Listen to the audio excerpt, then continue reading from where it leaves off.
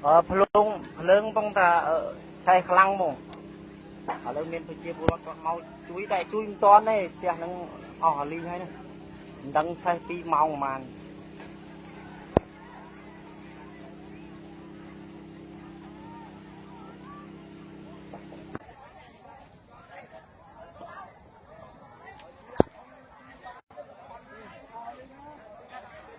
ហែលឥឡូវអស់លីងហើយបង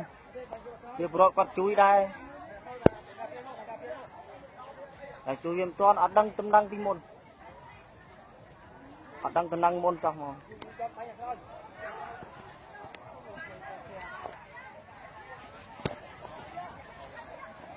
ដឹងមុនថា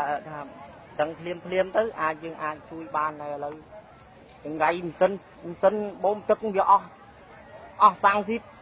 ចង្រៃទទួលអាចង្រៃទៅមក